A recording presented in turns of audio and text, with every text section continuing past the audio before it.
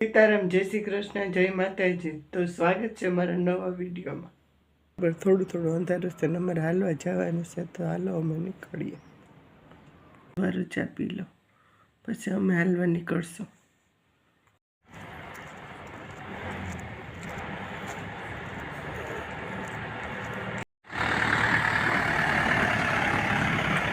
સવારમાં school bus તો એકદમ જૂનવાણી ઘર તે નળિયાવાળા દેશ। સવારમાં મહાદેવના દર્શન।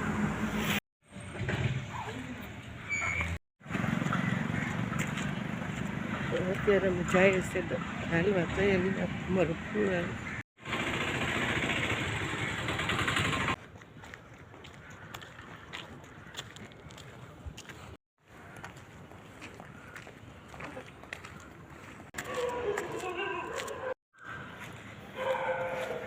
હવે અત્યારે થોડું અંધારું થઈ ગયું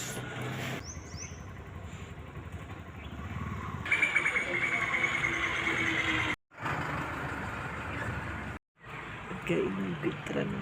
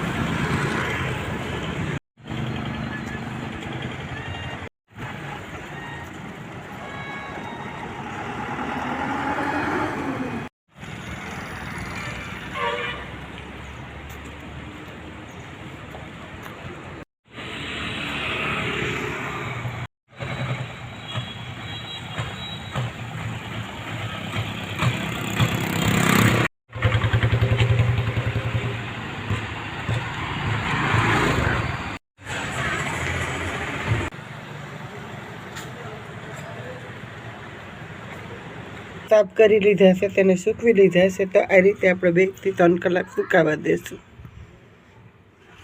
ત્યાર પછી આપણે ઠંડા પીણાની બોટલ હોય તેમાં ભરી લેશું। તો આપણે કોઈ પણ પાવડર કે કોઈ દવા ભેરવા વગર પણ સારા રહેશે। તો આજે મારે દાળ ભાત કરવાના છે, તો કુકર મૂકી દીધું છે। દાળ અને બટેટા બાફવા, તો બટેટાનું શાક કરવું છે। તો મારું કુકર થઈ ગયું છે, હવે ગેસને બંધ કરી દઈશ। તો બટેટાને ફોલી લીધા છે, સુધારી લીધા છે, હવે શાકને વઘારી લઈશ। તો શાકને વઘારી લીધું છે, હવે દાળ વઘારી લઈશ। તો તેલ મૂકી લીધું છે, તો આદુ મરચાં ટમેટાને સુધારી લીધા છે, હવે દાળને વઘારી લઈશ। તો આપણું શાક ને દાળ થાય છે, તો આપણે રોટલીનો લોટ બાંધી લેશું। તો આપણે રોટલીનો લોટ બાંધી લીધો છે, હવે રોટલી કરી લેશું। તો આપણે કઠોળને બોટલમાં ભરી લેશું। તો આપણા કઠોળ છે ત્યારે આ રીતે આપણે બોટલમાં ભરી લેશું।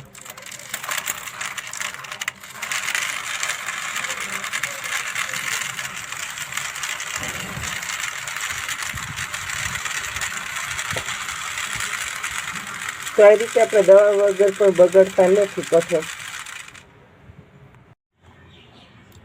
તો કઠોળને આ રીતે સૂકવીને ભરી લીધા છે। તો આપણા ગોળણા તૈયાર છે, હવે રોટલી બનાવી લેશું। તો આપણે રોટલી તૈયાર છે, હવે આપણે શેકી લેશું।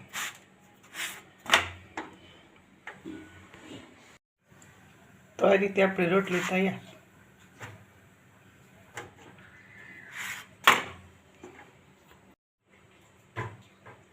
તો આપણે ફરી મળીશું નવા વિડીયોમાં।